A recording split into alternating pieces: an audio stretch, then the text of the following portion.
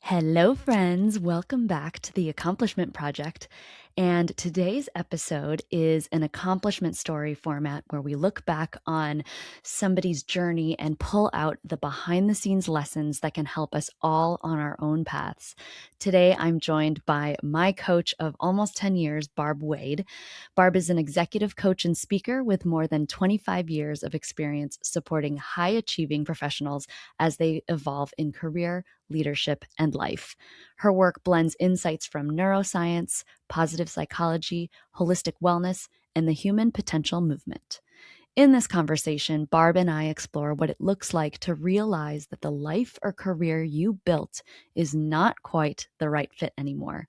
We talk about how to give yourself permission to change course without making yourself wrong, and how to stop feeling stuck when you know you're meant for something different.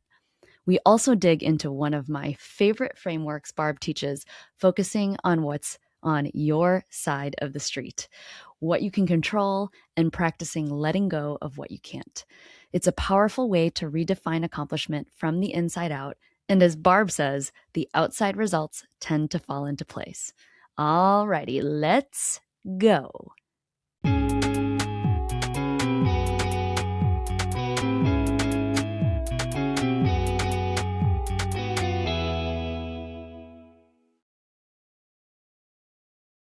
Barb, thank you so much for being here, my coach of almost 10 years. I'm so happy that you're here. Barb has an amazing, amazing accomplishment story that I want to share with you all. I feel like it's ingrained in my brain because we've been talking so much, but I want to go through all of it from start to finish. So before we get started, Barb, I just wanted to talk a little bit about where you're at right now and who you are today, your work, your life, giving some context, and we'll work our way back. Well, I'm an executive coach and a facilitator trainer, 25 years in at this point, which I can't believe, 25 years. I really specialize in high achieving, high performing women. In particular, many of my clients are executives, are senior leaders in business, or are business owners themselves.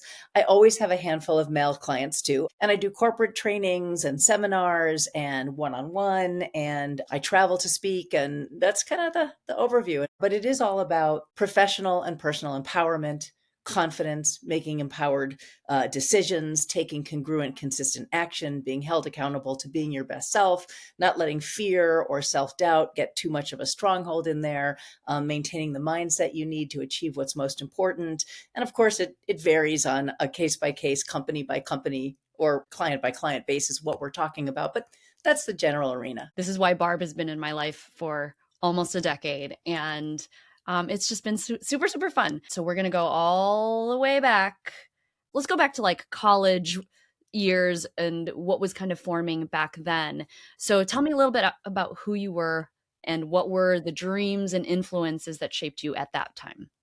It's such a great story to really go back to then because I grew up in the suburbs of Chicago and I was a very, very high achiever. And I'll tell you that I had really had a lot of societal messaging, as many of us do, that external achievement was what would validate me, that external achievement would prove I was smart and worthy and likable and all those things. So I was a very high pressured kiddo in college. I was always involved in theater, which was my extracurricular, but I had to be a straight A student. I had to be a superstar. That was just so ingrained in me. And I just worked my tail off. So I went to Tufts and I graduated summa cum laude and Phi Beta Kappa and all these things that were meant to, again, prove to myself more than anything that I was valid and valuable and important and smart and worthwhile.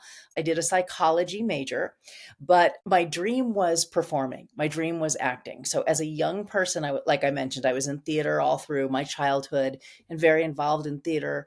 In college, I didn't major in it. And I didn't major in it because I really wanted a good fallback in case I didn't find theater or acting or performing to be as, I don't know, joyful as I was imagining. So that's why I did the psychology degree, because that was also a very interesting subject. How do people think and behave and why? And I was interested in getting to know myself a little better too. So, Do you think that a lot of people who are interested in theater and performance, do they typically choose a backup as a major?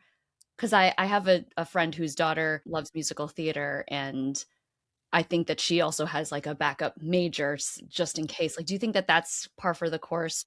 It kind of depends on the person. Like, I have a dear friend right now whose kid is a theater major in college, and they are fully supporting this young woman in being a theater major because she wants that to be her profession. And it's great that the parents are taking that seriously and supporting it. My parents said for the expense of sending you to Tufts, you're not majoring in theater. We want you to have an academic education and something to fall back on in case the theater thing doesn't work out. So that's a little insight into kind of how my decision was made. But I do think if you are going to pay a lot of money to go to college, it's not a bad idea to get something more academically strong so that you have options, because we change as we grow. And you may want to do theater or performing for a while, and you may hit 30, 35 and say, I'm kind of tired of this. I want to do something else. So get the most out of it if you're gonna go to school. So, tips for parents of kids who are going to college soon. All right. So, how did you get into acting? Because I know that you did that after college. The fun fact that I'll drip here is that I think it was maybe a couple years working together, realized that you were on Saved by the Bell, which is a TV show that I watched every Saturday morning. I loved that show. And I had to go back. Even my husband remembered you specifically. So, how did you get in after graduating college, or was it while you were in college? Tell me about that. So, like I said, theater and Hollywood and acting was really my dream. And because my parents said you got to get an academic education, blah, blah, blah, I went to Tufts. I did a graduate program at Oxford, summa cum laude, like I said, high achiever, stamped all the stamps. And then I said, okay, I'm moving to Los Angeles because I've got to try this. I've just got to go for it. I have to see if I can do this acting thing. And I just kind of blindly moved to Hollywood and just started networking as best I could and taking acting classes and trying to meet people and looking at alumni from Tufts that were maybe in the industry and, trying to make connections. And I just got lucky. It was right place, right time. And there was a new primetime series casting for NBC, and it was going to be primetime on Saturday nights after the Golden Girls. And there was a brand new ingenue character, and they were looking for someone new. So they were having a cattle call audition where almost anybody could go. I mean, hundreds of people. And I just got lucky. I got a call back, another call back, another call back, another call back. Then it was down to like three or four of us. And I went to the network, for screen testing and the final audition, and I got the role. So it was a sitcom. Originally it was called 13 East, and then they changed it to Nurses, and it was a half an hour sitcom in 1990 after the Golden Girls on Saturday night. And that was my break. But because it was a primetime series on a primetime network, there was a lot of cred that went with that. So for about 2 years, I did a lot of other acting as well. So when I was on a hiatus break from filming Nurses, we could do other things. So I was on Saved by the Bell for a couple episodes, like you mentioned. I was on a TV show called Harry and the Hendersons. I did a movie called The Forbidden Dance. I did a handful of different things for about 2 years. Nurses didn't succeed. I mean, it was just a pretty banal sitcom, didn't succeed very long. Um, and I did all that other acting, but within a couple of years, I was just really not as fulfilled as I'd hoped. I was playing the ditzy blonde or the mean girl. Like, I was a candy striper on Nurses who had an episode where I mixed up the babies and gave them to the wrong parents. And here I was with a master's degree from Oxford, but playing that part, right? Or I was the bitchy mean girl. And so 2 years into it, I really felt like they were having more fun on the other side of the camera. The writers and the directors and the producers and the studio executives. That's where all the intellectual discourse was occurring. So 2 years into acting, I left acting. I went to my agents and I said, I'm not going to continue this.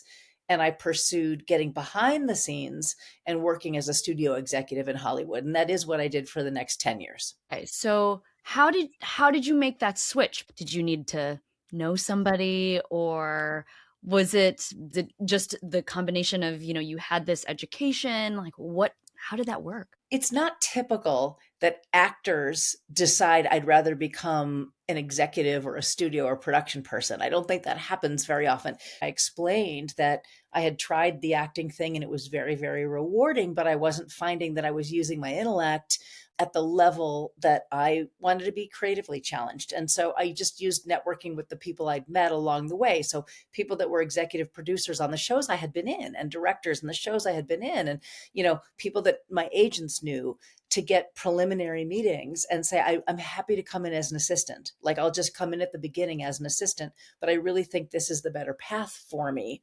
And I think people were intrigued by that because it's not a typical story. And so my first job was as an assistant at Disney. So my very first job was to be an assistant to one of the studio executives. And then I just worked my way up from there. And after that first job, as I worked my way up, nobody else ever knew I had had the acting unless I chose to share that with them. So I just started moving my way up the ladder in the studio system until I ran a department for DreamWorks for Spielberg and Katzenberg and whatever.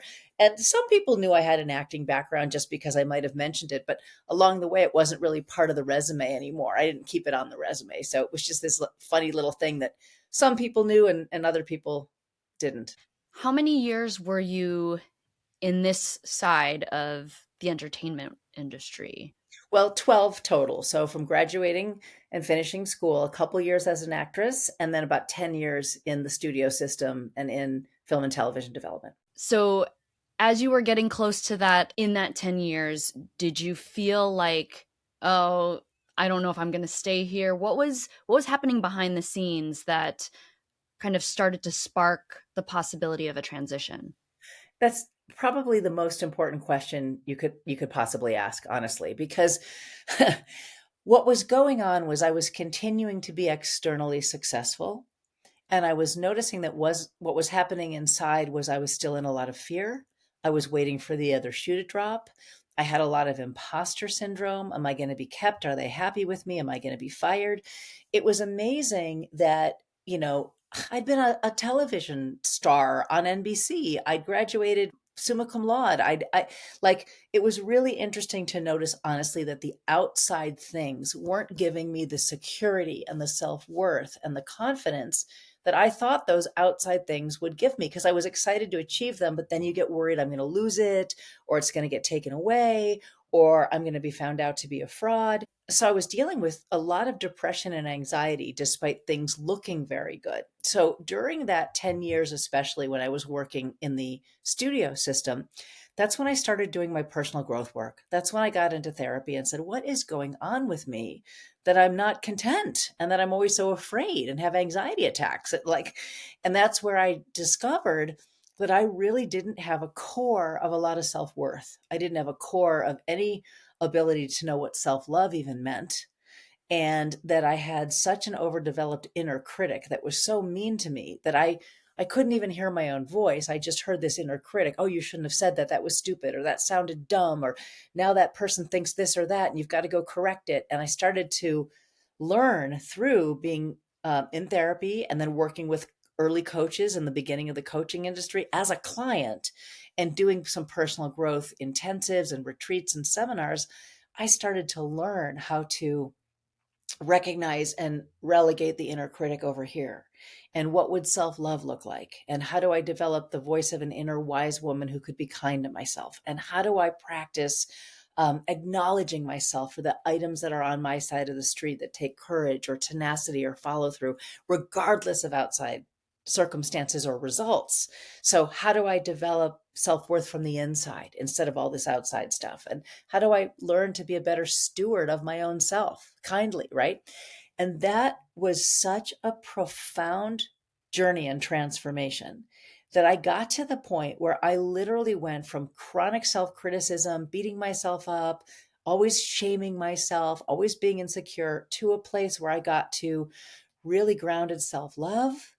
And I got to a point where I literally said, there is nothing I am more proud of in my life and honored and humbled by, going from what I would call almost self loathing to self love and self worth and self esteem. That's much more important than anything I've ever accomplished in my life. And I want to do that with my life now for other people. I want to leave Hollywood. It's been fine. I've been very successful outwardly. But I want to work with people who are like me, who haven't learned those things, that are living in a prison of their own making, and help people get to a completely different life where they have boundaries and they know what they want and they're going after what's authentic to them, not what they think they should be going after or what will make them look a certain way or whatever. So in 1999, 2000 or so is when I decided to go back to school and move into the career that I'm in now. And I've been doing it for 25 years. So I changed course for that reason. So you went back to school, and what did you pursue? Well, I already had a master's degree in psychology. So what I added was a spiritual psychology degree. So there was this really, really innovative program in Los Angeles.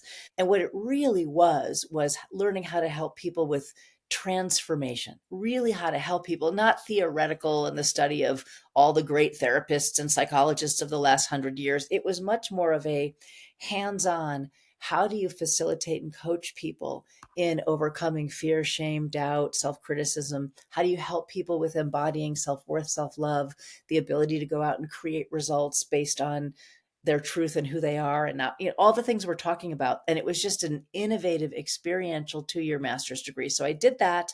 And then I also did my coaching training because coaching was just coming out as a profession, right? And it was this new field that took, in my opinion, the best of psychology. How do we think? What do we believe? What is our mindset? What's the dialogue that drives us or that hinders us? Took the best of that with a forward kind of thinking orientation. So with a client, what do you really want to achieve that's true to you? Not that was going to please your parents, not that's going to look good to society. Like, who are you? Like, what do you want to create for yourself? And then how do we get you there? I liked the tangibility of how do we work in a way where we see results in 90 days, in 6 months, in a year? Because becoming a therapist, which I considered, because I had all this psychological training, and it's not that psychology and psychological work doesn't come into my coaching every week, but with psychology, sometimes you can get a lot of insight and understanding of things, but things aren't necessarily changing on the outside. And what I liked about coaching was it blended seeing tangible things change over time. So I did the coaching certification as well. And I hung out my shingle at the end of the year 2000 to take on my very first clients. So when you left Hollywood, what happened there? Was it just like, I'm leaving? What was the reaction when you decided to take this leap? Because it is, a completely different world that you transitioned from. I know. It's again, it's a very odd change, I suppose, to make. Like, people were mostly intrigued by this new world of coaching and tell me what that's about. And then that would lead me to tell some of my own story, which I just said. And a lot of the people I knew, because my first clients were all out of the Hollywood industry. Like, my first clients were other executives I knew, and studio leaders, and production people, and writer directors. Like, they became my first clients. And when I would share with them what I was doing and why, many of them said, I secretly feel that way all the time. I'm constantly waiting for the other shoe to drop. I'm always in fear that I'm not enough. I relate so much to that journey. And so people would open up and say, well, what would it look like to work together? And so it was a transition that proved not to be as difficult as I worried it might be, because I had a pool of contacts that became my initial clients. And I found some of these fears were so universal that people really related to, how do I learn the leadership tools, the self-leadership tools?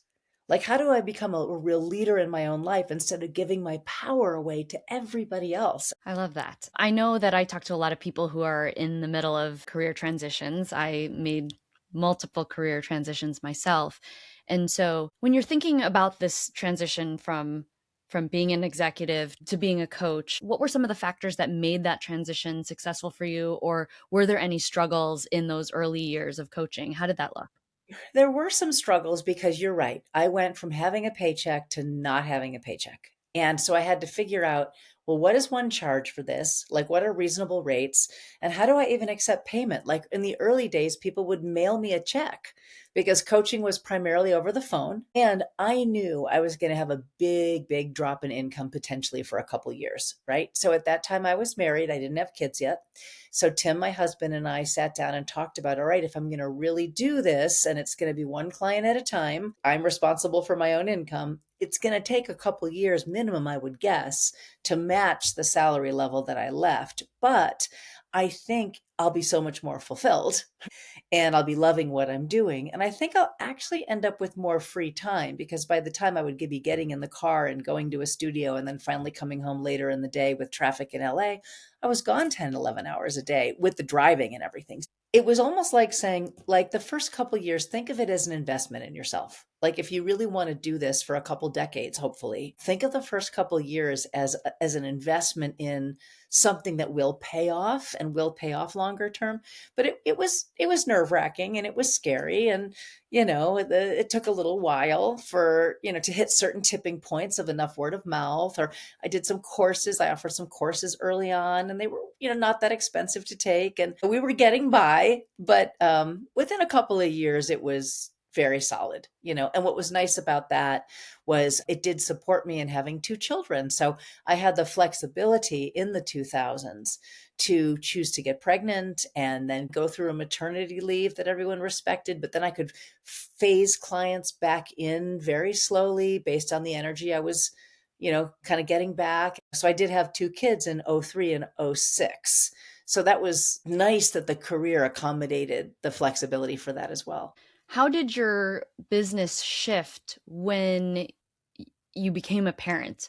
Because I know for me that's definitely a big factor of how I run my business now, and I help people through these transitions of being able to focus on work, work, work, and then all of a sudden your work becomes raising human beings in addition to whatever you want to do in your career and trying to keep that. What was that transition like? Having kids really was not too disruptive because I could do client sessions in like a 4 hour window, Monday through Friday. And that's 20 clients a week, which is a very full coaching schedule. Teresa was our first nanny, and Teresa would come from this hour to this hour so I could get in four clients. And then when I was done, we'd have like a 30-minute overlap, and then she'd hand off and I'd be primary parent again. So that flexibility actually worked very well. It doesn't mean I wasn't very exhausted, right? Because all of a sudden you're primary parent, you've got a 3-year-old here and you're breastfeeding the other one, and then you've got four clients again tomorrow. But Tim was also at that time a writer director, so he worked from home too. So I've got to give him cred that he was a very hands-on parent working from home, and we kind of tag teamed pretty well. Okay, so let's continue down the timeline. Something happens in 2008. What was that?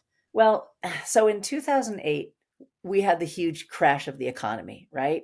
Huge, huge, huge crash of the economy. And Tim's work dried up overnight. I mentioned he was a writer director, and Hollywood froze all projects. And so all of a sudden, the second income was absolutely gone. And he was working on several things that got put on indefinite hold. Put down your pen, stop working. We're in a recession, the economy's crashing.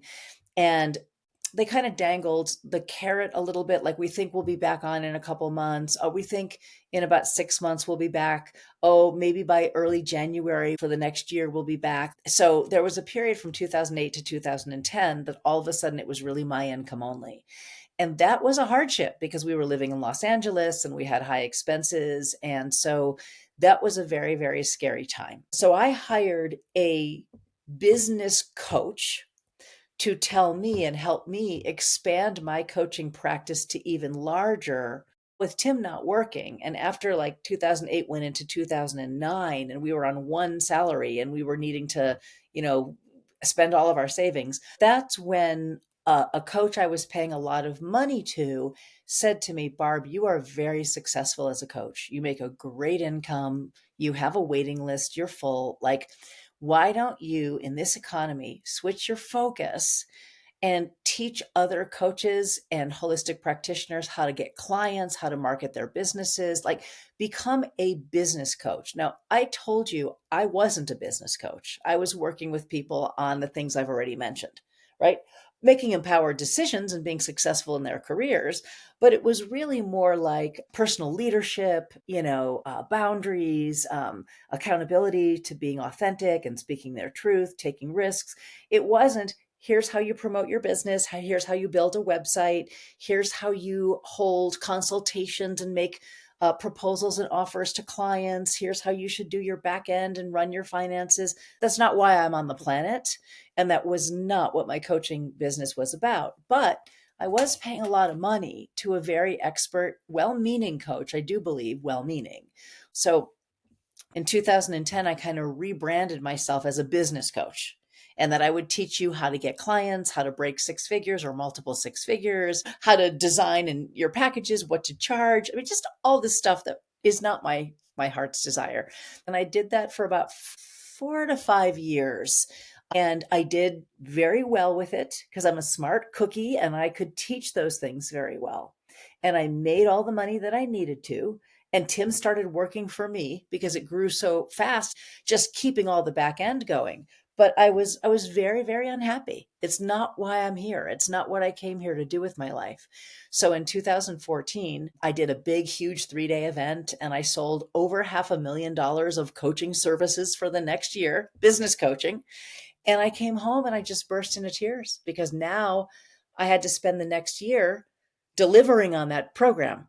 And I'm good at it. I wasn't going to not deliver what they bought, but it wasn't really what I came here to do. And I just had a crisis of emotional breakdown and thought, okay, I will deliver this program, but during the year behind the scenes, I'm going to get all the pieces in place to rebrand myself.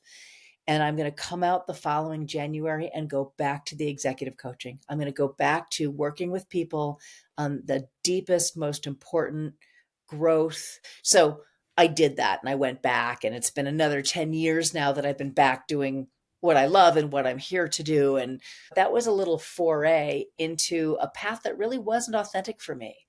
And it's kind of an interesting thing, isn't it? Because I'm a coach, right? So wouldn't you think I should have caught that? But I was so close to it, I didn't quite see it. I know that we've had conversations before about this whole idea of coaching and business coaching other coaches, and you were mentioning the amount of money that you made in 2014 selling all of this stuff, which sounds very lucrative, right? I think that there's this idea of success. We're like, ooh, you made six figures or seven figures or whatever that is. It sounds on the external very appealing. But are you willing to share when people talk about being a six figure coach or a six figure entrepreneur, what does that actually look like? I love that you're willing to ask the brave questions, and I'm more than happy to answer because here's what's interesting. My coaching practice hit seven figures for 2 years in a row. Before that, it was multiple six figures I was earning. I cannot tell you how little I actually net financially out of being able to say I grossed seven figures. And that was a real wake up call. I really want people to know because as I was moving up the ladder, the goal was to hit seven figures. First, it was hit six figures or multiple six figures. By the time I hit seven figures, the tax bracket I was in, the expensive coach I was paying for, the expenses of paying 10 grand a pop just to speak at other people's events to invite people to come to my event, the $200,000 bill to lead my 3-day event, a staff of 6 people in my company. I'm always really forthcoming. I probably walked home with a little over $200,000 in net money when I made seven figures.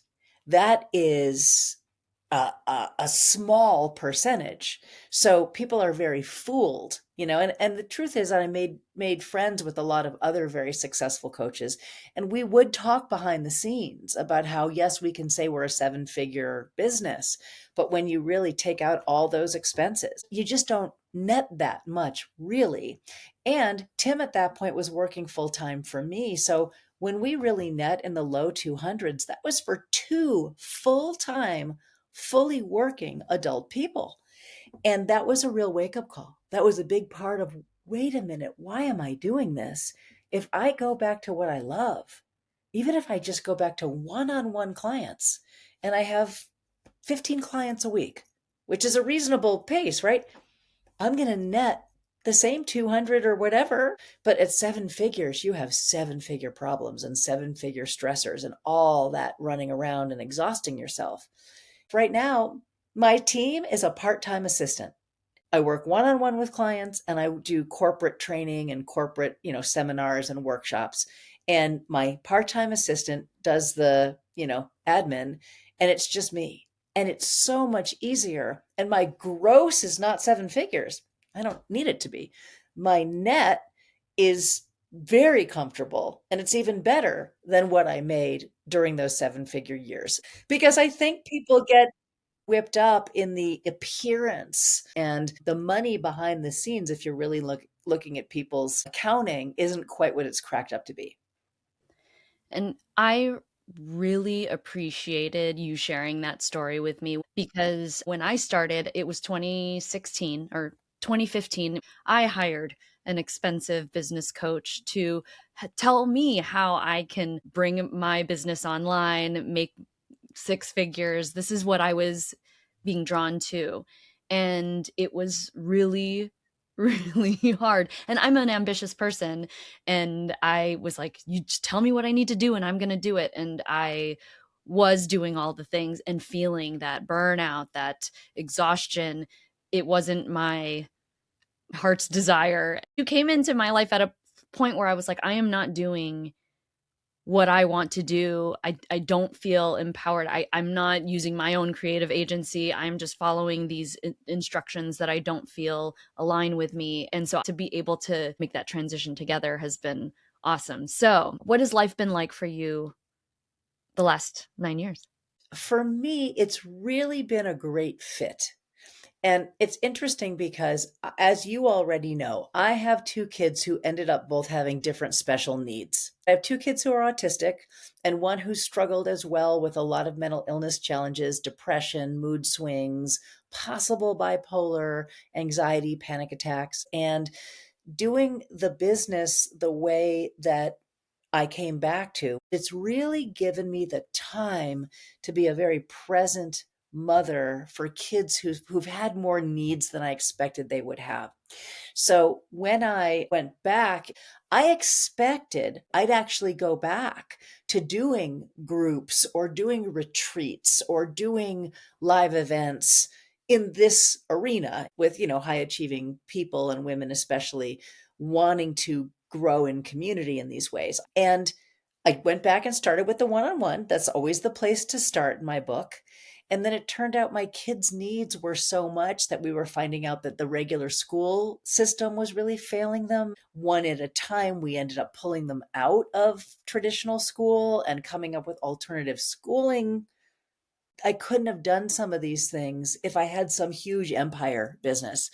So I ended up just keeping my practice one on one. And then, like I said, a corporate half day training here, or a corporate one day seminar that I would run there, or maybe a 90-minute webinar for a company. Keeping it at the size and pace I've kept it has really allowed me to be the mom that I want to be. And that takes so much priority that I maintain the size that I maintain. And for now, it's meeting all my needs. And who knows if in a few years they're really off and thriving and I feel like I have more bandwidth, who knows what I'll create at that time. But right now, a lot of bandwidth still goes to both of them. As we look to the next 2, 3, 5 years, what feels exciting or alive for you as you look at the next upcoming stages? That's a very interesting question because every time I've planned 3 to 5 years out, my life has changed dramatically and not gone in the direction of those 3 to 5 years. And there's nothing wrong with planning 3 to 5 years out. I learned something in that spiritual psychology program that if I'm going to do future forecasting, like a vision board or create like, the dream of where I want to head, I learned to always write this or something greater for the highest good across the top because the universe may have in store for you something so much better and more magical, even than your limited perspective from today's vantage point, right? So, asking about the next 3 to 5 years, it's a real unknown. Like, I don't know if I have an answer. What I know is I'm very interested in assisting my kids with adulting. They're just on the cusp and they're delayed in certain ways, like I mentioned. So, like in the next few years, one of my big priorities is how do I empower them to begin to adult in ways that they need to? And how do I pull back some of my over management and assisting of their lives, right? So that's on the agenda. I love the clients that I'm working with right now. So maintaining that and continuing to get referrals from people who've had happy and successful experiences from coaching is how I intend to market myself. Companies seem to call me because they heard of me or they heard me speak somewhere. I don't do a hard push on marketing myself for corporate training. I don't need to. It comes very naturally. And I kind of just want to let that unfold. And now that I'm in my 50s, I think that in the next few years, it's going to be a time of a little more focus on physical health and not taking certain things for granted. And I think it's going to be time for some more conditioning physically. I think it's time to reassess, like, what does self-care look like in your 50s and beyond, and being proactive about that. And really, that's as much as I've thought about the next 3 to 5 years. Yeah. I mean, and we're very similar in that there's always things that you just can't anticipate, and to plan too far ahead, getting too far into the how and the what, you need that flexibility to give yourself that opportunity to receive what the universe is going to throw at you. So I totally get that. And as we start to put this entire story together, and you're the very first accomplishment story episode, the fact that when we hear somebody's story, it may not be our story to follow to a T, but to be able to take different aspects of another person's story and think about that as a data point, as how something could be, what the possibilities are that are out there. Obviously, because you're a coach and I'm a coach, I'm definitely listening into this story, but also from the standpoint of perfectionism, being a high performer, trying to really live authentically, and having all of those pieces resonate and really understanding what do those success markers actually mean. Your story has always given me a really strong anchor to, okay, what is reality, or what is it that I'm chasing that sounds like this bright, shiny, externally fancy thing, when in reality, what that might mean might be something else that I'm not aware of, and it can really change someone's perspective. I think the first part of our careers for most of us is very societally influenced by what we think is prestigious or what we think will make us safe or what we think will be a secure income. And it's really an okay part of the process as you age and as you grow to start to think about, well, what do I really enjoy and what would make me happy? And if I stopped comparing myself to others, what is the amount of money I need to make that makes us comfortable? And what other quality of life elements are really important to me? Because I have so many clients who come in and we realize that this number, whatever the number is, because it's different for everybody, but this number gives you a nice, comfortable life where you're not really wanting for anything. You have a nice home, you have the clothes you need, you go on vacation. But above this number would be so much extra climbing the ladder and stress and 70-hour weeks, and that you'd have more money. But the cost, right? The cost of, as I just mentioned, those 70-hour weeks and the climbing the ladder and the stressors you'd own wouldn't be worth the extra money, because at this number, really all of your needs are met. So you'd have a little more, but it wouldn't buy much more, but it would cost a lot more.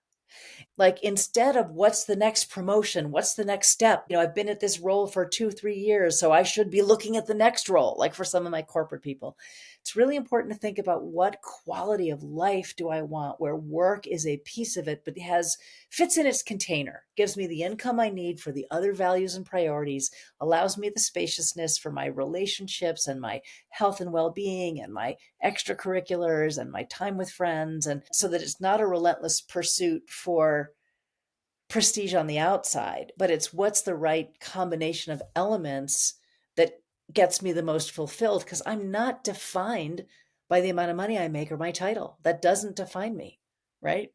And that was something I had to learn through this story, through the experience of it. Yes, absolutely. And I think, I've always got Barb sitting on my shoulders, like, at what cost? I'm like, I want that. At what cost? Is that really, really what you want? And that has been, one of the most impactful discussion topics that we've had over the last 10 years. And so when we think about the fact that this is the accomplishment project, clearly, Barb, you're an amazingly accomplished person, but your definition of accomplishment has shifted over the years, right? How would you define accomplishment for yourself and everyone listening or watching? Well, I'm going to go to something you've heard me say a lot, which is, and I really try to teach this, what was on my side of the street today? What was on my side of the street to do today? What is not in my control? So if I do an acknowledgement list at the end of the night, what do I acknowledge myself for? And I look at the day and I say, what took courage? What took follow through? What took tenacity? What took self compassion? Because on my acknowledgement list at the end of the day might be, I noticed I was getting overwhelmed and I stopped and I stepped outside and I took some deep breaths in the sunshine. Like that might be on my I acknowledge myself for list because that's self love and self care, right? It also might be I delivered a big proposal for a big corporate training to XYZ company. It's not I'm celebrating that they said yes to me. It's not I'm celebrating that they said, we agree, here's your check. That's on their side of the street. That's not in my control. So the only things I can accomplish are what was on my side. Similarly, if someone calls me and wants to pursue possibly coaching with me, my acknowledgement is I held a session with this person and I gave it my all and I tried to contribute as best I could and began coaching them and began giving them some reflections and insights to the best of my ability. It's out of my control whether they say, yes, I want to coach with you further, or thank you very much. This was great. And I'm going to wait right now. That's not in my control, right?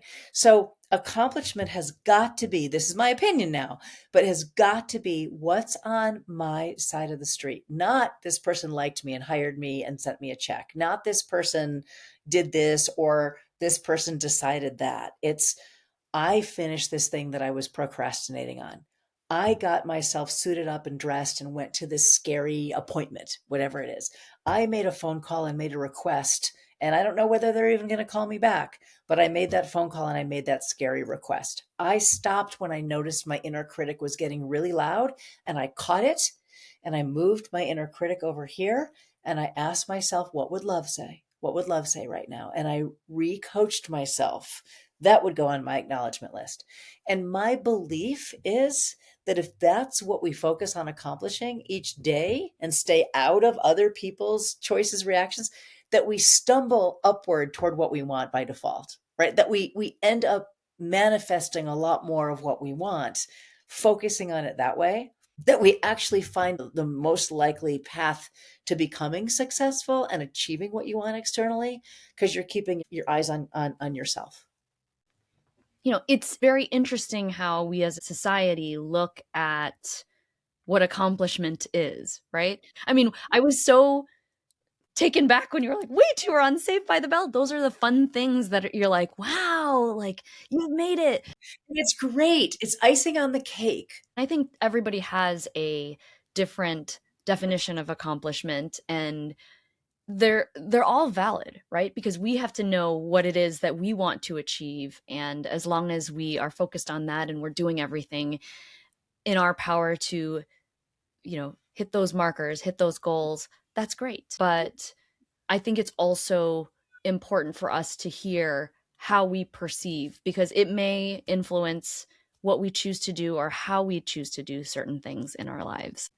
But anyways, I absolutely adore you and want to share all the information about you and how people can find you if they're looking for a coach or just looking for inspiration based off of what was shared here today. So, what is the best way for people to find you and learn more about you? My website is Barb Wade, BarbWade.com. So that's an easy way to reach me.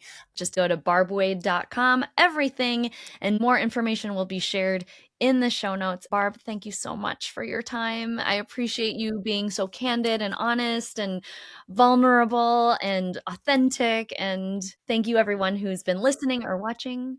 And thanks, Barb. Bye, everybody.